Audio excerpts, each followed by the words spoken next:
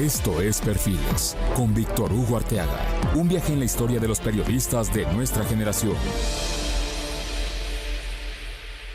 Hola, ¿qué tal? ¿Cómo están? Soy Víctor Hugo Arteaga en Espectro FM, para todo el país a través de www.espectrofm.com. Y esto es Perfiles, bienvenidos. Hoy nos engalana aquí en el estudio de Espectro FM la presencia de un periodista muy joven, pero ya muy experimentado, con muchas millas recorridas, y de los pensamientos críticos, de las voces liberales que hay en nuestro país en el periodismo. Estuvo muchos años en radio y hoy pues en el proyecto en ADN 40 en Televisión Azteca, Manuel López San Martín. Manuel, qué gusto recibirte. ¿Cómo estás? Qué gusto, Víctor Hugo, hasta que se nos hizo. Sí, qué por bueno fin, estar acá, y te agradezco la deferencia de que puedas venir hasta casa, tu casa. Gracias. Espectro es tu casa, mi casa es tu casa, como decía Schwarzenegger, ¿no? Y pues Espectro es una empresa que ha surgido y que ha ido creciendo con el paso del tiempo. Es una radio digital que empezó para los cuates, para escuchar música de los 80s y los 90. Y luego me empezaron a preguntar, oye, ¿y este tema de qué trata, no? ¿De qué va? Y entonces decidí hacer un día un streaming en Facebook y teníamos el dominio y empezamos a hacer Espectro FM. Y esto nos llevó a crecer y a crecer, y un programa que empezó a hacer para 15 cuates de la primaria, la clase del 84 de la que yo soy graduado, pues ya ha ido creciendo y ya tenemos un buen número de seguidores, gracias a Dios.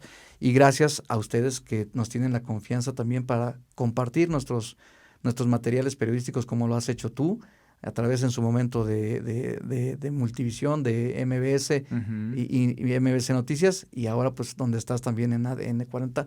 Te agradecemos mucho. Al contrario, ¿no? Hacen un gran trabajo, un trabajo periodístico muy sólido. Muchas gracias. Necesitamos más de eso en México para develar lo que está ocurriendo, para exhibir, para exponer la verdad, para llamar, yo siempre lo digo, a las cosas por su nombre. Así que enhorabuena, felicidades, y al contrario, para mí es un privilegio estar No, gracias a ti, es un honor también para mí. ¿Cuántos años tiene Manuel López San Martín? 39. ¿Cuándo es tu cumpleaños, Manuel? El 25 de septiembre. 39 años tengo ya, y media vida dedicado a esto que nos apasiona. Exactamente. La gente te ve en la televisión, te oye en la radio, te ve a través de las redes sociales, pero solamente vemos al profesional, al hombre que nos da las noticias, que también se la juega todos los días con sus comentarios críticos. Pero, ¿quién es Manuel López San Martín? ¿Dónde naces? En la Ciudad de México. Ajá. Y desde muy niño fui alguien inquieto, muy inquieto. Creo que la principal característica del periodista, pero en general del conocimiento, es la duda, ¿no? Porque la duda es el inicio del conocimiento. Claro. Cuando te preguntas, cuando te cuestionas cosas, indagas, tienes curiosidad. Y cuando indagas, tienes curiosidad, descubres cosas nuevas. Te gusta sentarte con quien piensa como tú, pero también disfrutas mucho con quien no piensa como tú. Así es. Te vas, digamos, adentrando en mundos que a lo mejor desconoces y te van picando algunas cosquillitas, y creces en términos de pensamiento, de conocimiento. Y fui siempre un niño muy inquieto, que no quise decir problemático, muy Claro. inquieto, porque me gustaba explorar, me gustaba leer, cuestionarme, pensar sobre lo ya establecido, sobre lo que te podían ya asegurar que era la verdad. Así es. Construir una línea de pensamiento, criterio propio, y a partir de ahí pues me fui desarrollando en el trabajo periodístico ya después, ¿no? Ya un poquito más avanzado.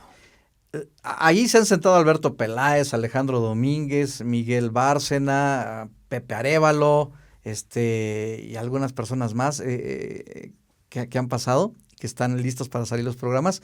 Y la constante es que nos gustaba ver las noticias de niños en la televisión, o leer los periódicos, o ir a los partidos de fútbol. Empieza así el gusanito por la comunicación, el periodismo, y todos recuerdan el momento en el que dijeron, esto es lo que me gusta y aquí quiero ser. ¿Tú recuerdas ese momento donde alguna noticia te impactó, algún medio te gustó, algún programa noticiero, algún hecho que dijiste, yo quiero ser reportero, yo quiero ser periodista? Mira, tengo presentes muchos eventos que vi de niño que me llamaban la atención. Creo que mi vocación, si le podemos llamar así, a esta pasión por informar, por estar actualizado, enterado de lo que ocurre, y por tratar, porque me parece que además es una característica que por lo menos tengo yo como, digamos, propósito, el transformar o el tratar de mejorar las condiciones de la sociedad en la que vivimos. Cambiar el estado de las cosas. Mejorarlo en términos de lo ya establecido y abrir, generar conciencia con la gente a través de la información, que les sea útil la información, que lo que les decimos les haga sentido, lo puedan tomar y lo puedan utilizar en su vida cotidiana. Creo que se me despertó desde muy temprana edad.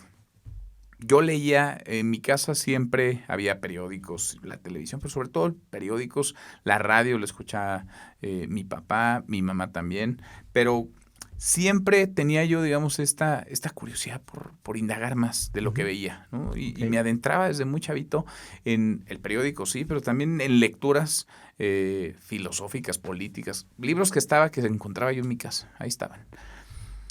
Y desde chavito, muy chavito, no te podré decir la edad exacta, pero te hablo de la primaria. Ok.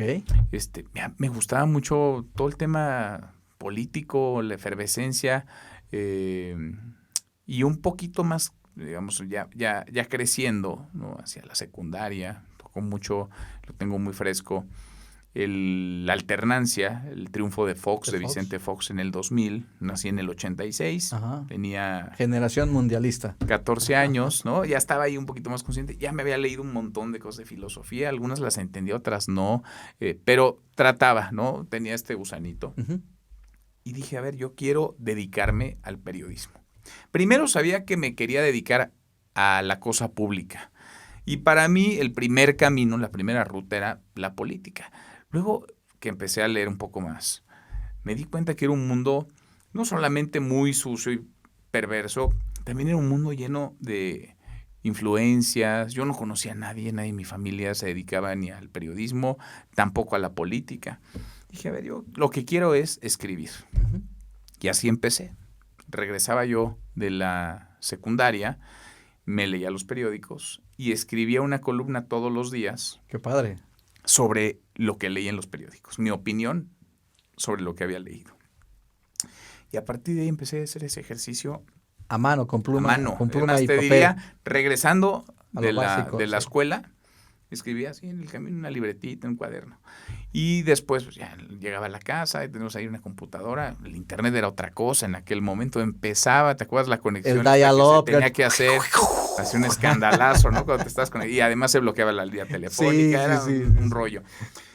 Total que dije, a ver, yo quiero escribir. Y así estuve un buen rato. Un buen rato, todas las tardes, semanas, meses. Hasta que un día dije, a ver, pues vamos a publicar en algún lado, ¿no? ¿Qué hay que hacer? Fui, compré todos los periódicos,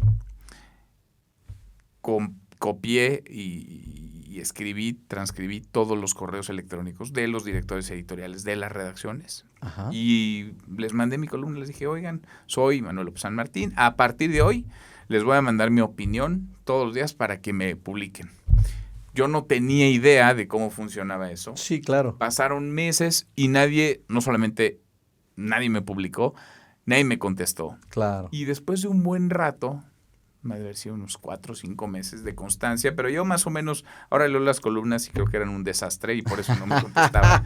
Pero en aquel momento, bueno, hacía mi mejor esfuerzo. Claro. Me respondió, recuerdo muy bien, Pablo Iriart, que dirigía la Crónica claro, de hoy en aquel momento. Me responde Pablo, no lo conocía, por electrónico, y me dice, oye, me gusta lo que dices, cómo escribes. Yo escribía solo de política, porque era un clavado de la política. Sí. Me gusta mucho lo que dices, pero no tengo espacio para una columna, un columnista político. Las columnas políticas, tú lo sabemos. Es para gente con muchísima experiencia en ese momento de tu vida. Y tienen un rol, digamos, en un medio periodístico. Sí, claro. ¿no? O sea, una columna, una pluma, pues indica algo. Es una herramienta para el periódico, exacto. Claro. Entonces me dice, ¿pero por qué no escribes de educación, de salud, de ciencia, tecnología? Perfecto, ¿no? Le escribí algunas columnas, me dijo, órale ya, arráncate. Y empecé a publicar. Tenía yo entonces, cuando empecé a publicar, 16 años. Mira, qué interesante. Sí, a los 16 me dice, oye, escríbete algo, mándalo, aquí está el correo. Me buscó a mí por mail también el editor de la sección en aquel momento. Me dice, mándame una columna para publicarte el primer lunes de cada mes. Es una columna mensual. Dije, órale, perfecto. Yo le dedicaba, pero semanas al trabajar en columna, cuál va a ser el tema. Para que revisar quedara bien, información. Claro. batallaba un montón, los caracteres, ya me pasé, necesito, ¿no? Y la empecé a publicar. Les gustó, empezó a funcionar.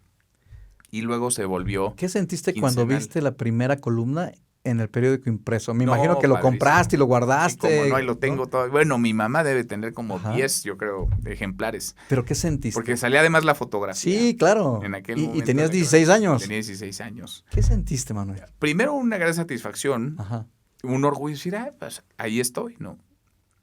Sí se puede, no es tan difícil. Si yo pude, otros podrían, ¿no? Ajá, Estaba escribiendo en un diario que además era muy serio. Sí. En ese entonces, además, La Crónica. Era una muy buena opción. Muy buena alternativa. Sí, Y era el medio crítico, duro, contra el gobierno de Vicente Fox. de Fox y de López Obrador en la Ciudad de México. Sí. Principales, digamos, revelaciones, o muchas de las principales revelaciones de corrupción, de escándalos en torno a López Obrador y su séquito se dieron de la Crónica. Sí. Entonces, era un espacio desde el cual se hacía buen periodismo. Uh-huh. Seguía sin conocer a nadie. Me dijeron, oye, escríbete cada 15 días, perfecto. Luego semanal. Dije, no, pues voy muy bien, ¿no? Aquí vamos de maravilla. Ajá. Y entonces yo estaba ya con contento, el gusanito, claro. Entusiasmado. Y así me seguí como un año publicando. Ok. Hasta que yo dije, a ver, yo quiero escribir. Estoy muy contento aquí escribiendo. Siempre lo llevaba hacia la política, pero no dejaba de ser una columna de ciencia, educación, salud. Sí. Siempre encaminada a lo político. Claro. Dije, pero estoy perdiendo el foco. Yo lo que quiero es una columna política. Y la quiero, en ese entonces, digamos, el periódico más influyente, el más relevante era Reforma. Uh-huh. Pues no conozco a nadie. Me va a tocarle otra vez, ¿no? Total que logré conseguir el teléfono, hablar con quien en ese momento asistía a Lázaro Ríos, al ingeniero Lázaro Ríos, que era el director editorial con Vero, sí, de Grupo Reforma. Yo fui gerente de fotografía del periódico Reforma, del 97 al 2000. Pues qué chiquito y Vero era con quien teníamos que ver todo antes de pasar con Lázaro. Mira que nos hicimos mejores amigos porque yo le daba una lata que para qué te cuento. Sí. Entonces le llamaba pues 2, 3 veces por semana durante meses. Oiga, es que quiero ir a ver al ingeniero, necesito con el ingeniero 10 minutos, deme cita con el ingeniero, nada. Aquí un día le dije, voy a ir a la redacción y yo lo espero cuando termine, necesito 3 minutos con él, nada más. Bien. Yo creo que ya le había caído ahí más o menos bien, Ajá. Después de tanta lata, de tanta insistencia. Me dice, a ver, bueno, yo te busco. Me llamó al otro día, me dice, el ingeniero te recibe, ya me dio fecha. No fui a la escuela, pero yo iba en la prepa ahí todavía. Te recibe dentro de un par de semanas al mediodía. Fui a verlo a la redacción de Reforma. Cuando me vio el ingeniero, que le tengo mucho cariño, sí. Me dice, Lázaro, ¿qué pasó, chavo? De Monterrey él. Sí. ¿Qué haces acá? Sí, yo te voy a platicar también mi experiencia con él. Ajá. Y le digo, pues quiero escribir aquí en el periódico. Sonríe. Sí, claro. Agarra la edición de ese día. Sí. La abre en la página editorial. Granado Chapas, ¿no? Aquí es esto, ya fue esto, va a ser esto, otro. ¿Por qué? ¿Por qué tú? Le dije, pues porque ya están muy vistos todos. Yo creo que hace falta una pluma joven. Uh-huh. Me dijo, bueno, a ver, órale, vente a trabajar acá, pero vas a empezar, pues, como empieza cualquiera. De hueso. ¿Cuántos años tienes? 17. No te puedo contratar, me dice. Ni de becario, ni de pasante. Acá los más chavos entran en los últimos semestres de la licenciatura. No te puedo contratar si eres menor de edad. Si cuando tengas 18 quieres seguirte dedicando a esto, me buscas. Cumplí 18, le hablé. Le llamé yo a ver a su asistente. Me encargó mucho el ingeniero que le hablara cuando tuviera 18 años. Ya estoy listo, ¿cuándo lo puedo ir a ver? Me dio cita, llegué con el ingeniero, me dice, Lázaro, a ver, lo único que te voy a conceder, porque se gana con el tiempo, pero te voy a conceder por la edad y la circunstancia en la que estás, que descanses los fines de semana. Todo lo demás, igualito. Y tuve la fortuna de que él, en su visión, me permitió trabajar muy de cerca con Roberto Samarripa. Claro. Y me dijo que Roberto hoy es el director editorial del periódico. En ese entonces era el jefe de Información Nacional, pero además Roberto, te lo voy a decir así porque lo creo firmemente, el mejor cronista después de Gabriel García Márquez, sin duda, en México. No, y un periodista completo. Sí. Con rigor, una personalidad única, Sí. a quien yo le aprendí mucho, porque lo que yo tenía que hacer es estar pegado a él. Sí, no, bueno, qué privilegio. Era un privilegio para mí. Yo estaba ahí yo estaba terminando la prepa, iba a entrar a la universidad. Yo dije, no, aquí estoy haciendo mi carrera de periodismo. Claro, claro. Yo no voy a estudiar periodismo, voy a estudiar alguna cosa que, digamos, me dé elementos, herramientas sobre lo que ya estoy aquí. Porque el periodismo ya lo estás haciendo de manera natural. Estoy aquí. Todos los viernes tenía que ir a reportarle mi semana al ingeniero, ¿no? Entonces iba con Lázaro todos los viernes y le decía, hice esto, fui acá. Y Samarripa, Roberto, me mandaba, pues un día con los editores de Ciudad, otro día con el reportero de Justicia, luego con el de La Fuente de la Cámara de Diputados, luego trabajaba con los del .com. Yo andaba por todos lados. O sea, en ese entonces te tocó que estaban ahí, me imagino todavía, Héctor Zamarrón. Sí, en Ciudad. Te tocó que estaba, yo creo que Salvador Camarena en Nacional. Ajá. Todavía lo alcanzaste, seguramente. A Salvador ya no me tocó. Ok. Pero Héctor Zamarrón sí, en Ciudad. Y en deportes estaban todos los gallos, Amieva, Jaime Rubio, Alejandro Gómez. Bueno, sí. No, creo que ya en ese entonces se habían ido a formar récord. Pero estaban puros gallos. No, René Delgado. René era el director del periódico y él llevaba Enfoque. Sí. Que existía en aquel momento. Rosana Fuentes Verain. Rosana. ¿no? Marichú. No, era un equipazo. Sí. Era Homero estaba todavía, estaba Luis Llurerte en el .com. Sí, claro. Entonces, ¿Qué equipazo? Era un equipazo. Y Reforma era un privilegio. Muy potente, sí, ¿no? Sí. Yo estaba en un trabajo soñado.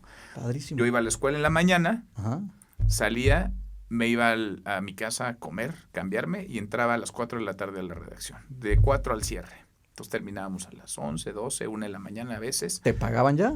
Me pagaban, yo hubiera pagado por tener ese privilegio. Sí, ¿no? Claro. Trabajaba yo a mis ojos. Con los gallos. Los mejores periodistas de México. En ese momento, sí. Los que ponían agenda, los que incomodaban al poder, ¿no? Veía cómo se construían, porque además como estaba yo pegado ahí a Lázaro y a Samarripa, sí. Me metía a las juntas de formación. Sí. Me metía a la junta editorial de las 12, y a la y de media, la tarde sí, también. La de las 5, 5 y media. Cómo formaban el periódico, cómo vendía cada... Esa junta editorial era maravillosa. Maravillosa. Ahí aprendes más que en la universidad. Totalmente. Entonces yo veía, primero, pues, el manejo de una reunión así, ¿no? Una junta editorial de formación, y luego los veía reportear y los veía hacer llamadas y los veía que los presionaban y les hablaba el secretario de acá y el gobernador de allá. Y entonces era un aprendizaje constante. No solamente era el cómo hacer la nota, sino el desenvolvimiento, ¿no? El manejo periodístico de las fuentes, la secrecía, el cuidado, el trabajo en equipo, en fin, fue una gran escuela para mí. Y no publicaba evidentemente ahí con mi nombre. Trabajaba yo en la redacción, firmaba como redacción. Después empecé ya, y fui yo con Lázaro. Me dijo, a ver, pues órale, estrénate en el Enfoque. Entonces fui a ver a René Delgado. Claro. Y me dieron la oportunidad de publicar en Enfoque, en el suplemento Enfoque, cada 15 días una columna. Y yo estaba feliz, ya estaba escribiendo mi columna política quincenal en Reforma, ¿no? Mira qué privilegio. Y mientras pues iba avanzando, trabajando, mis pininos, conociendo del teje y maneje a otros periodistas, actores políticos, pues en coyunturas además bien interesantes. Estamos hablando del 2005, estaba el tema del desafuero, en fin, era un México muy convulso también. ¿Qué carrera elegiste? Ciencias políticas. Ok. Complementa perfecto. Estudié Ciencias Políticas y Administración Pública. Ajá. En la Ibero. Ajá. Yo disfruté mucho la Ibero, me encantó la Ibero. No era mi primera opción estudiar en la Ibero. Yo quería estudiar en el CIDE, claro, en el Colmex. Pasa que, de hecho, me quedaban más cerca cualquiera de estas opciones. Bueno, el CIDE también está ahí en Santa Fe, pero el Colmex me quedaba muy cerca de mi casa. Me pedían tiempo completo. Y yo estaba haciendo ya mi carrera de periodismo en la práctica. Y yo dije, esto no lo suelto por nada. Claro. O sea, esa pasión que ya tienes, este conocimiento, dije, esto no lo... Y en la Ibero podía yo acomodar mis horarios y meter unas en la mañana y luego dar de baja y luego unas en la tarde y luego en el verano meter otras. Y me la llevé con calmita, pero sin perder la presencia y el conocimiento, la formación que estaba yo ya adquiriendo en el periódico. Entonces, me empezó a ir muy bien, funcionó muy bien. Llegué a la carrera y esto es un poco de azar, ¿no? En la licenciatura me encontré con una compañera, una muy buena amiga en ese momento, que su familia eran los dueños del Financiero no ahora de Manuel Arroyo, sino del Financiero anterior sí, de claro. Rogelio Cárdenas, claro, por supuesto, que hizo escuela en el periodismo también. Sí, claro. Y siempre muy resistente, periodismo valiente, contra el poder, ¿no? Muy crítico. Muy crítico, con muy buenas plumas, ¿no? Así es. Y de pronto me empiezo a llevar ahí con la familia y me invitan a escribir en alguna comida así, cualquier día en la semana. Me dicen, oye, ¿por qué no escribes acá? Les platicaba yo un poco lo que me gusta. Escribe. Y me dieron la oportunidad, que les voy a agradecer siempre, de publicar 3 veces por semana en el Financiero mi columna política. Y yo tenía... ¿Y el Reforma? 19, 20 años. Dejé el Reforma. Ok, ajá. Dije, no, pues que estoy publicando. Ya aprendí aquí, llevaba 2 años ya trabajando ahí, digamos, de los 18 a los 20. Ajá. Y me dieron la oportunidad de escribir mi columna 3 veces con mi por nombre semana. 3 veces por semana en el Financiero. Claro. Pues yo estaba, pero feliz, ¿no? Iba en... ¿Te pagaban? Ya, y me pagaban. Mejor. Me pagaban. A ver, en Reforma me daban lo de un becario, que era el salario mínimo. Sí, lo conozco. Funcionaba bien, ¿no? Comías y te transportabas. Suficiente. Y le tenías que poner tú de tu bolsa. Pero en términos formativos, bueno, fue muy enriquecedor. Claro. Y en el Financiero me pagaban por columna ya. Muy bien. Empezaban a pagar. Publicaba yo 12 columnas al mes. Firmaba con mi nombre. Entonces empezaba a hacer un nombre propio, ¿no? Una trayectoria, una carrera.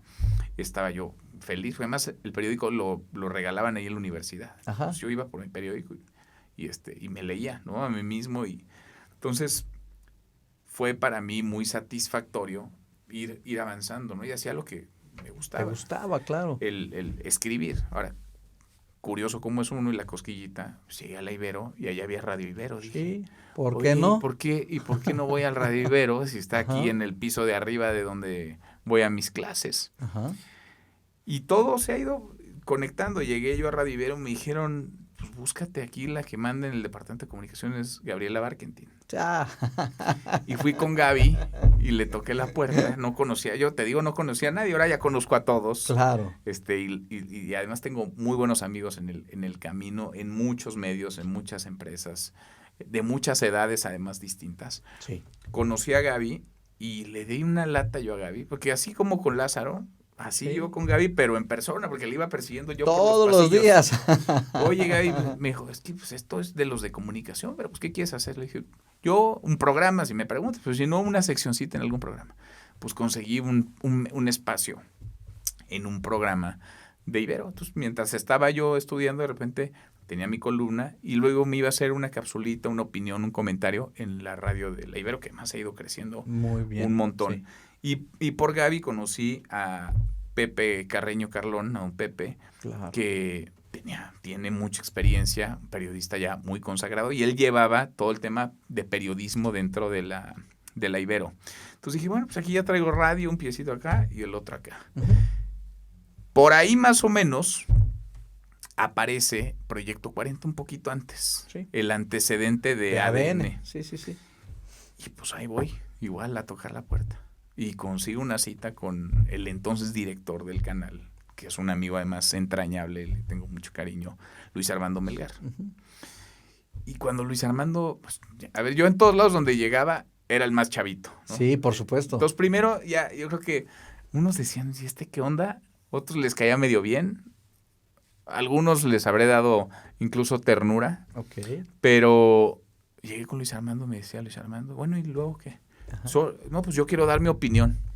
Ajá. Un poco lo que me decía Lázaro. Me dice, ¿y por qué alguien se va a detener en tu opinión? Claro. ¿Quién eres? ¿Con qué conocimiento? Digamos, ¿con qué legitimidad? Ajá.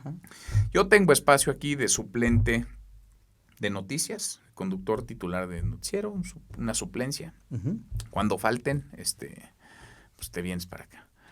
Dije, no. Yo lo que quiero yo no quiero ser suplente, yo quiero dar mi opinión.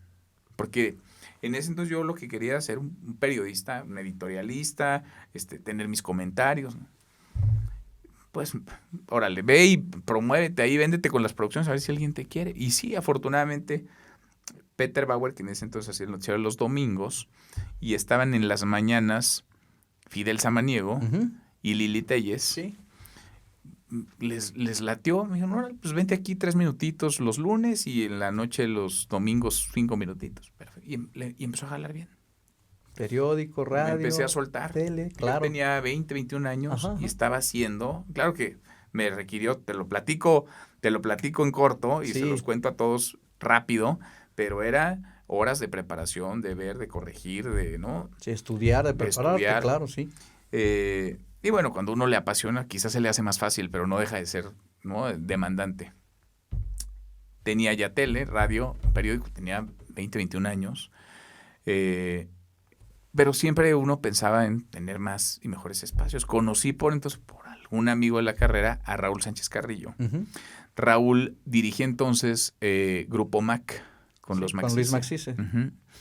Que también te digo que uno fue haciendo amigos, ¿no? Yo trabajé con Luis 17 años. Ah, sí, es un tipazo. Sí. Le tengo mucho cariño a Luis. Y le platicaba yo hace poco, porque él ni siquiera yo creo que lo tenía fresco, pero me dice Raúl Sánchez Carrillo, oye, mira, aquí hay, tenemos espacios que no se ocupan. Yo lo que puedo hacer es, no te vendo el espacio, tampoco te voy a pagar, pero pues ven aquí si quieres hacer un programa. Entonces me dieron un programa los sábados en Radio Capital, en el 8:30 de AM, a las 5 de la tarde. Y lo hacía con mis cuates de la universidad. Ok. Y íbamos tras actores políticos. Nos entrevistábamos, en aquel momento ya éramos la coyuntura del 2005-2006. Okay. Y nos trajimos a candidatos a la jefatura de gobierno. Era Beatriz Paredes, Demetrio Sodi, Marcelo Ebrard, claro. Marcelo Ebrard, Patricia Mercado era candidata a la presidencia. Pues iba yo tras todos, ¿no? Y como también me encantaba el tema político, a la par me metí en la Ibero, a la Sociedad de Alumnos, y gané la Sociedad de Alumnos y era presidente de la Sociedad de Alumnos. Mira. Entonces, eso me servía de gancho para invitar a los políticos a la Ibero que les gustaba ir. Claro. Y luego de ahí los amarraba y me los llevaba medios, al programa. Claro, por ¿no? supuesto, sí. Y así empecé a conocer un poquito más, a adentrarme, a meterme. De hecho, hicimos una organización civil ahí, unos amigos. Hicimos un encuentro con candidatos a la jefatura de gobierno en el Siqueiros, en la campaña del 2006. Fueron por separado, pero fueron todos los candidatos a hablar con jóvenes. Padrísimo. Y pues así, digamos, ese es el inicio, ese es el saque. Eso hago corte hasta los 21 años, ¿no? Que ya tiene de eso pues un buen rato. 17 años después. A ver, ¿cómo llegas a MBS, ¿no? Me interesa mucho MBS, sé que hay otros en el camino, pero MBS, pues que tenía conflictos, ¿no? Y tuvo conflictos. ¿Cómo llegas a ese equipo de noticias? Mira, en MBS estuve yo casi 9 años. 9 muy buenos años de libertad. Porque además ese me parece que es el principio básico para poder hacer bien tu chamba. Claro. Un jefe, unos jefes, una empresa que te respalda. Que confíen y que te dejen hacer. Que te da, digamos, ese margen, ¿no? Sí. Y por eso es que hay, creo que, periodistas para distintos medios y medios para distintos periodistas. Para mí, Grupo Salinas es mi casa y lo ha sido desde hace ya muchos años. Y he gozado absoluta de libertad, plena libertad, para poder hacer mis espacios informativos, para poder cuestionar, para poder incomodar. Cuando crezco yo en Proyecto 40, se transforma en ADN 40, me buscan, estaba haciendo yo ya un programa de radio en Ultra Noticias. Okay. Al mediodía, 1 a 3 de la tarde. Lo hacíamos una cabina en la Condesa. No nos escuchábamos como tal en la Ciudad de México, pero sí teníamos un montón de repetidoras. Para mí fue un muy buen ejercicio. Ya había hecho, digamos, en el Inter, entre tenían esto que Puebla, te platico, Veracruz, Querétaro, tenían muchas, sí. Toluca. En ese Inter que te platicaba, los 21 años para llegar acá a MBS, me aventé, que fueron mis prácticas, digamos, profesionales al aire. Varios años, como 4 años me aventé en el noticiero de la mañana de Radio 3 en el 1290. De 6 a 10. Con un personaje entrañable, que descansa en paz, Carlos Quiñones, apasionado de la radio, que se quedó con la esperanza siempre de poder tener su FM. Sí, claro. Carlos, a ver, vivía entre deudas porque... ¿Era solo? Él era solo, sí. Era un idealista, era un soñador. Uh-huh. Por cierto, me pagaron hasta el último centavo siempre. Tarde y a tiempo, pero hasta el último centavo. Pero te dejaba hacer. Yo crecí mucho porque hacía un programa de 4 horas todos los días, sin líneas telefónicas, sin periódicos, sin dinero. Sin agencias, ¿no? Nada, no teníamos nada. Claro. Teníamos uno que otro reportero. Había días donde nada de esto. Invitaba yo a mis amigos que había ido haciendo, los traía, los convocaba y armábamos diálogos, sobre mesas de marcha, debate, claro. Pero te forja, ¿no? Sí, claro. Llenar 4 horas. Sí. Ya, tú me dices, abuso mucho el micrófono, pero es que yo te puedo hablar como tú también seguramente, pero te puedo hablar horas y horas. Este programa es para que te conozcan a ti, así que adelante. Entonces, pues llenar 4 horas de contenido, hablando y que trate de ser interesante y pues tiene su gracia, ¿no? Tiene su chiste. Entonces crecí mucho ahí. Cuando doy el paso ya en ADN 40, después de haber tenido distintos horarios en Proyecto 40, media tarde, en la noche, los domingos, en fin, empiezo en la mañana con Mónica Garza, uh-huh. Digamos, el nuevo canal, la nueva etapa. Y a la par, a través de Ultra, pues llego con Alejandro Vargas, el hoy presidente del Grupo MBS, en ese entonces director del área, digamos, de radio, ¿no? Uh-huh. De MBS, que le tengo también mucho agradecimiento y mucho cariño a toda la familia Vargas, pero a él en particular, porque él es quien me invitó uh-huh. a trabajar.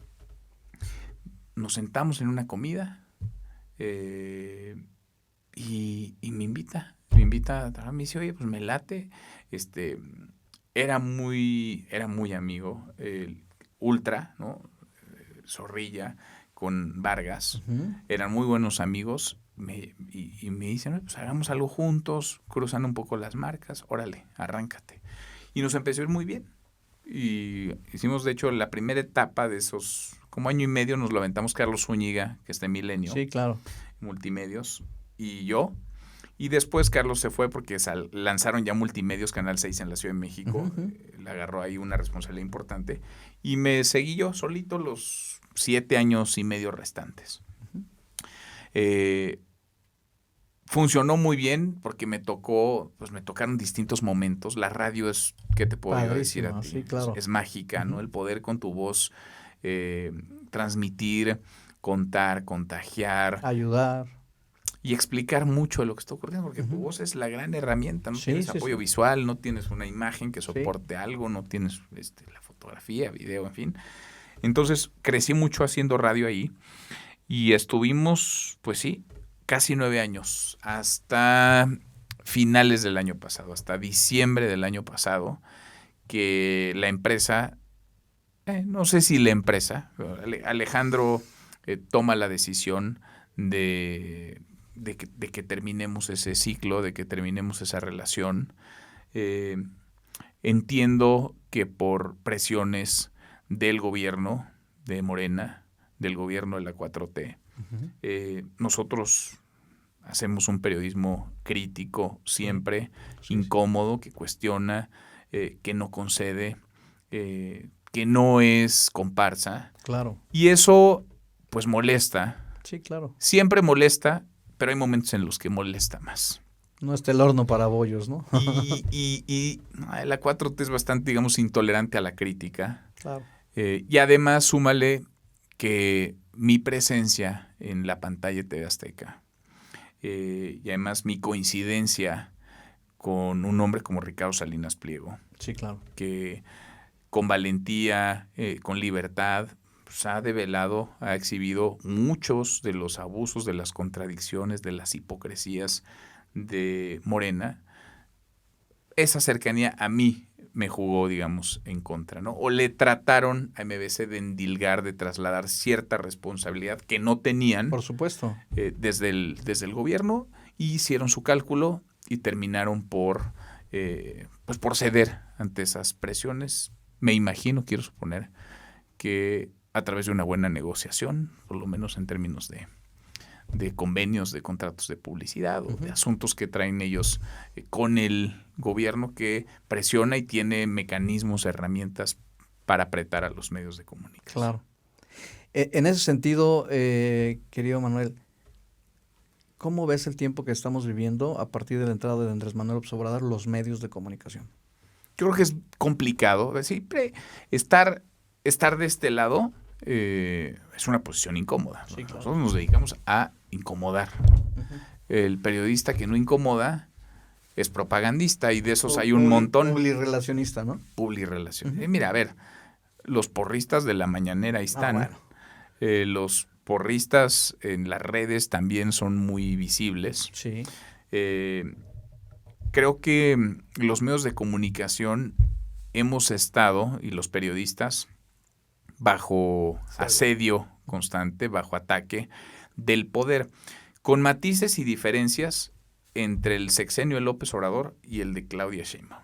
Porque con López Obrador era el ataque desde las mañaneras. Sí. Era amedrentar, era exhibir, ¿no? Era golpear. Con Claudia Sheinbaum quizás se personaliza menos en las mañaneras, aunque se sigue haciendo.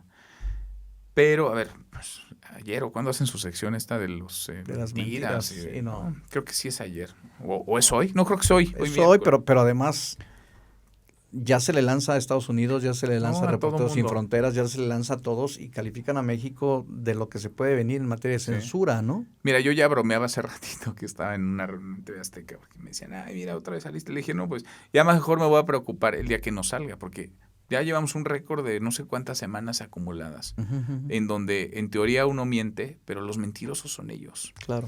Y los hipócritas son ellos. Y los corruptos son ellos. Y les molesta que les digamos las cosas como son. La diferencia, te decía, el matiz entre López Obrador y la presidenta Sheinbaum, es que antes el golpe venía desde la mañanera.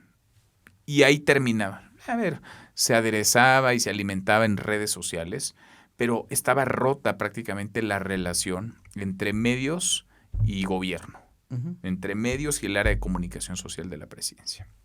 Lo que ha ocurrido ahora es que comunicación social de la presidencia presiona a los medios de comunicación y utilizan, pues saben utilizar lo que tienen, el aparato para empujar agendas, para que un periódico pueda llevar una fotografía o ciertas líneas o destacar cierta declaración, para que una estación de radio matice o silencie, le baje rayitas a algunos de sus conductores incómodos, y lo mismo tratan de hacer con la televisión. Pero creo que la sociedad ha venido madurando. Sí. Las audiencias han ganado terreno. Sí, claro. Y ya no es tan fácil para el gobierno doblar a los medios de comunicación. Claro que hay quienes por miedo, algunos, otros por cálculo, por intereses, tienen sus propias estrategias, tendrán algún negocio, algún tipo de interés, pero hay muchos medios que ya no están dispuestos a callar. Y hay muchos periodistas que también han encontrado otras plataformas, este es un gran ejemplo de ello, gracias, para poder decir las cosas como son, sin tener que pasar por filtros, sin tener que pasar por validaciones del oficialismo, del gobierno. Porque por supuesto que cualquier empresa puede tener, y es muy válido, posiciones editoriales. Claro. Pero eso no quiere decir, eso no implica ni que esté supeditado al poder, ni que haya censura, ni que haya autocensura por parte de los periodistas, de los comunicadores. Y también debemos entender que la comunicación, el periodismo, los medios de comunicación pertenecen a una industria. Y como toda industria, es el negocio de la comunicación, el negocio del periodismo. Y tendrán que entender que las líneas editoriales en uno y otro lado son diferentes. Sí, ojalá todos fuéramos, y en México fuéramos tan abiertos como en Estados Unidos, que te dicen, esta cadena es republicana y esta cadena es demócrata. Y no pasa nada. Claro. La audiencia sabe dónde quiere consumir.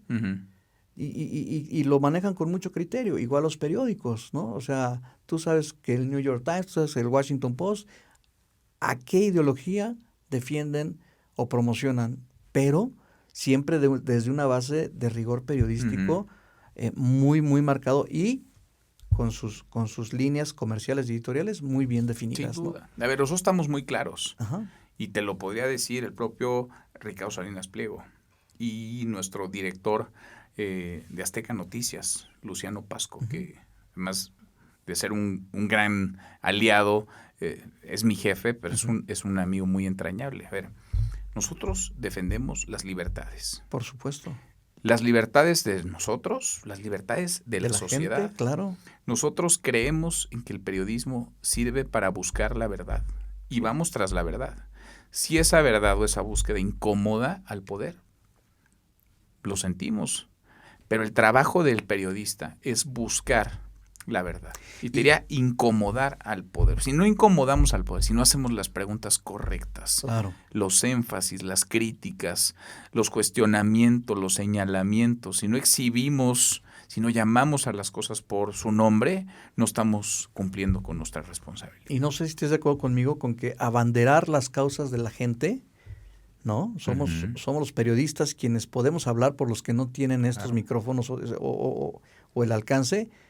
Y la otra es cambiar el estado de las cosas para bien, como tú lo decías. En nosotros somos la última línea de defensa entre la democracia y la libertad de un pueblo, los periodistas. Esa es mi posición también, a mí me lo parece. Y la otra es que el gobierno tiene que entender que entre más libertad de prensa exista, ellos también podrán atender más causas, porque son focos los que les ponemos nosotros para que ellos los estudien y puedan resolver sus problemas. A ver, tendría que ser así. Sí, en un mundo ideal. Pero al poder no le gusta que lo cuestiones, al poder no le gusta que lo incomodes, al poder no le gusta tener que rendir cuentas. Mira cómo esconden la información y la reservan por seguridad nacional. No, y cuando en realidad nos quitan las herramientas que teníamos. Tantos años que se trabajó para construir dependencias que nos pudieran dar el acceso a la información del manejo del dinero de los mexicanos, y hoy los están enterrando y sepultando todas esas dependencias. Sin duda, no, coincido plenamente. Y nos toca a nosotros, lo decías, exhibir no solamente lo malo que hacen los gobiernos, sino las causas que merecen ser mostradas, acompañadas. Porque si el poder, si el gobierno no mira a las madres buscadoras, por ejemplo, nos toca a nosotros acompañarles, abrirles espacios, micrófonos, y que su dolor pueda generar conciencia en la sociedad. Si los reclamos genuinos, atendibles de campesinos, de transportistas, que se juegan la vida haciendo su trabajo, porque los extorsionan, porque los están permanentemente amenazando, no son escuchados por el poder, nosotros tenemos la obligación de acercarles un micrófono y de ser su altavoz. Y podríamos ir por un montón de causas. Los niños con cáncer, si no hay medicamentos, ahí tendremos que estar nosotros para abrirles el micrófono a ellos y a sus padres. Por supuesto. Hay un montón de injusticias en este país y además es evidente el desmantelamiento de las instituciones, porque han querido cooptarlo todo, han querido controlar y lo han logrado, han tripulado las instituciones por la buena o por la mala. Se han hecho el Poder Judicial, de la Comisión Nacional de los Derechos Humanos, de cualquier cantidad de órganos autónomos, porque les incomodaban. Bueno, hasta de la mayoría calificada de forma artificial se hicieron. Entonces, esos abusos, el periodismo los tiene que registrar, porque el periodismo va contando la historia en tiempo real, y después los tiene que contextualizar y explicárselos a la sociedad para que entienda, para que dimensione el impacto que cada una de esas decisiones puede traer en su vida cotidiana. Dime una cosa, en la crisis que pensaron que no iba a ser crisis de Rubén Rocha Moya, pensaban que iba a durar 2 o 3 días, ya lleva 3 semanas y no baja la intensidad, y al contrario, sube y crece. ¿Cuál es tu posición, cuál es tu pensamiento en lo que está pasando alrededor del gobierno, el gobierno de Estados Unidos y el tema de Rubén Rocha Moya como exgobernador de Sinaloa? Creo que Rocha Moya es la punta del iceberg de un modus operandi de Morena, muy eficiente para hacerse del poder político en México. ¿Qué hizo Morena? ¿Qué hizo López Obrador? Porque él diseñó este modelo. Pactó con los grupos criminales, pactó con los cárteles de la droga. Así es. Los cárteles financiaron su campaña y financiaron muchas otras campañas de Morena. Son ilegítimos esos triunfos de varios gobernadores, de varios alcaldes, de varios legisladores. Y en pago, Morena les entregó el poder. Cogobernaron Morena y los cárteles en México. Cogobiernan en Sinaloa, cogobiernan en muchos otros estados. En Baja. En Tamaulipas. En Zacatecas. hay un montón en Guerrero, en Michoacán.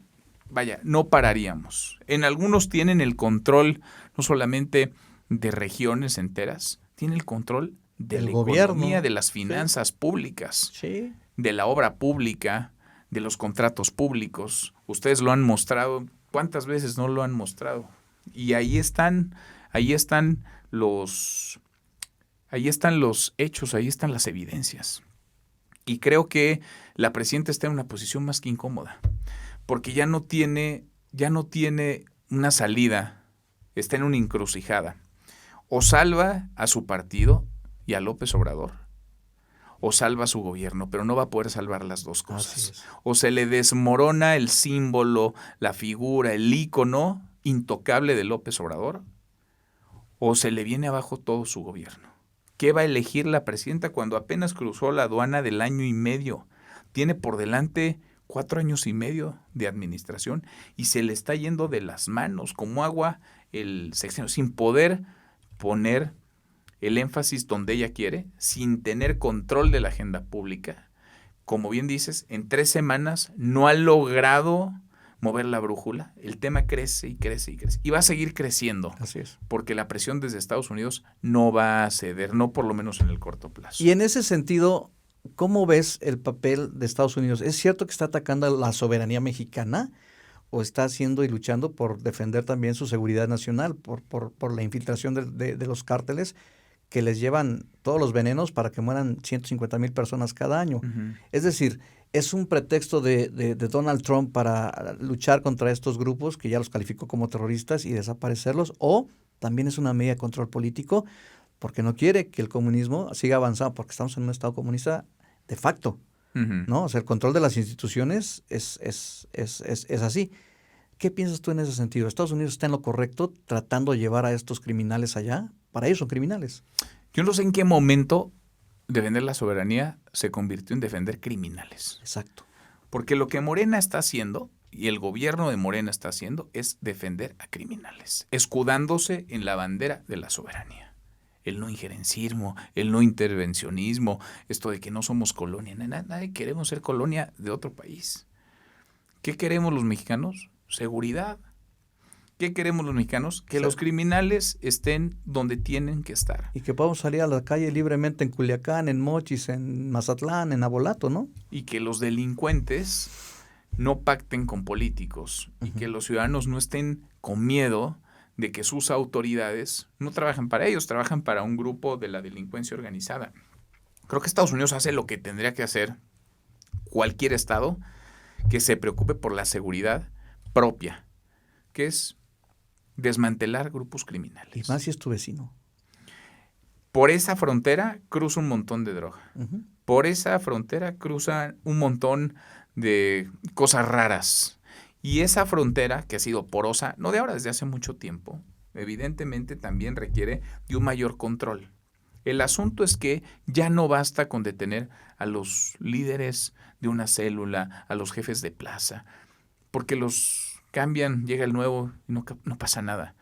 Se necesita desmantelar el sistema político que permite que esos grupos criminales se hayan enquistado en la sociedad mexicana. Y eso solo va a suceder, solo va a haber ese cambio si caen los narcopolíticos.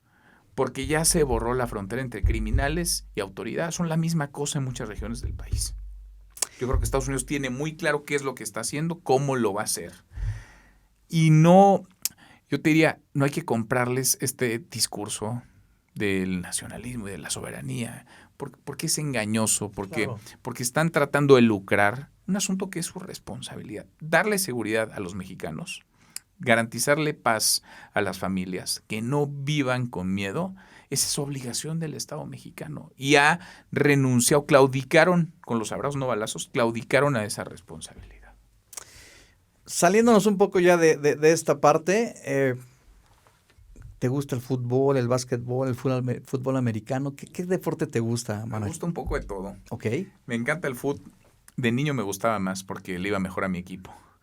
¿Cuál es tu equipo? El Necaxa. Bueno, pero el Necaxa. El El Necaxa. Necaxa de Jorge Ortiz de Pinedo y 2 más, ¿no? Sí, Y tú, ¿no? Poquitos más. Pero a ver, el Necaxa a ti te tocó con Nicolás Navarro, con Alex Aguinaga, Equipazo. con Ivo Basay, o sea, de niño te tocó Aspe Peláez, el ratón 3 Zárate, campeonatos, me parece, Ambriz. Sor, ¿no? Ambriz. Era un equipazo. Sí, A Adolfo ver, Ríos, Nicolás los 90, Navarro. sí, Ajá. los 90, te estoy hablando que yo iba al estadio cada 15 días con mi papá, con mi mamá, con mi hermano. Los 90 era una época fantástica para el Necaxa, ver sí, fútbol. Porque es cuando te estás... A ver, ya no puedes cambiar de equipo. No. Mira, me gustaría irle a otro equipo a veces. Porque nosotros no ganamos, pero ni de milagro. Ahora ya no. No, ya no. A ver, ganamos hace 25 años el último campeonato. Yo creo que van a faltar otros 25 para que vuelva a ganar mi Necaxa, pero le voy a ir al Necaxa. Y esa siempre. Final contra mi América fue hermosa, ¿no? Ese partido fue... Para tu América, encantó. sobre todo. No, Necaxa dio un juegazo también. Juegazo. Digo, traíamos las cosas adversas y se pudo revertir. Mira, el Necaxa era la base de la selección. Sí. Luego fue la base del América también, porque Sí, nos sí, volaban a todos los jugadores buenos. Y Sí. aún así, ahí está. Por ahí pasó Luis Hernández, Cuauhtémoc Blanco, Ignacio Ambriz, Aspe Peláez. Y yo era futbolero en serio. Luego maltrataron mucho al equipo. Ajá. Lo sacaron de la ciudad. Se lo llevaron a Aguascalientes. ¿Y lo sigues ahora? Aunque A ver, yo he ido varias veces a Aguascalientes a ver al Necaxa. Creo que ahora ya un poco intentan hacer las cosas diferente. Sí. Ha cambiado también el fútbol, ¿no? Sí, claro. Las diferencias, el dinero pesa más, ¿no? Porque antes el corazón y la pasión y los sueldos no eran tan... Ya el escudo ya no pesa en ningún equipo, ya no ¿no? Pesa. Pero era mucho más futbolero, me gusta mucho, si me lo encuentro, lo veo. Ya no estoy ahí como un gran aficionado. Creo que estoy en falta. ¿Qué deporte? Pero ellos también están en falta conmigo. Puta, con todos, ¿no? Con todo. Pero me gusta con ver los 4 deportes, aficionados en general. A ver, los Juegos Olímpicos, veo el deporte que me digas. Y si me encuentro una buena... Lo que pasa es que tampoco es que consumo demasiado. Ok. ¿no? Estoy mucho en casa con mi esposa, claro, con mis hijos, trabajando, escribiendo, leyendo, planeando, organizando cosas. ¿Eres de los que, como yo, se traen el trabajo a casa? Sí, claro. Mira, lo ha dicho y nos lo dice Ricardo Salinas. Este trabajo no es full time, es full life. Cierto. Yo puedo estar, y me encanta, me doy mis escapadas y nos vamos, pero uno tiene que estar aquí pegado. Yo, mira, ahorita me estoy hablando contigo, ya vi un cantidad de veces que en cuanto terminemos voy a tener que contestar. Porque nos interesan, claro. Porque ahí están, ¿no? Y porque es un asunto que no se detiene, y más ahora, pues con las redes y con la información, uno tiene que estar ahí presente. Pero me apasiona tanto lo que hago, que yo voy de camino a TV Azteca, voy trabajando. Vengo de regreso a TV Azteca. Ya vengo trabajando en el programa de mañana, revisando qué hicieron los demás, cómo nos salió a nosotros. Llego y le doy otra vuelta, me despierto y mi cabeza ya funciona así, ¿no? Ya ni siquiera me tengo que programar. Es más, se me haría raro que no funcionara así. Claro. Mientras estoy hablando contigo o con mi esposa, o yo ya estoy en estas, ¿no? Y ella ya lo sabe, que estamos en esto todo el tiempo. Y te vuelves multitask, ¿no? O Totalmente. sea, la gente no me entiende a mí, no sé si a ti tampoco, que tú estás en un restaurante con tu familia y estás platicando y viendo con tus hijos, comiendo con tu señor y todo, y estás escuchando la otra conversación. Y la escuchas y la entiendes. No, y te enteras perfecto, te enteras perfecto. No, y mis hijos ya saben también, oye, a ver, yo tengo que de repente revisar, y cuando estoy aquí 100%, pero tengo que estar pendiente, porque si pasa algo...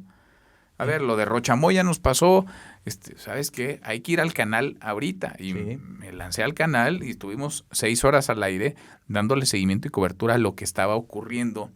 Y luego, oye, que lo agarraron y que ya salió, iba a pedir licencia el viernes a las 11 de la noche. Pues aviéntate otra vez, hasta la 1 de la mañana sueltan, porque la información manda, ¿no? La información gobierna. Te conviertes en doctor mediático. Y mira, me ha tocado, y eso sí, se lo voy a compensar siempre, pero porque la familia es la que termina luego pagando la factura.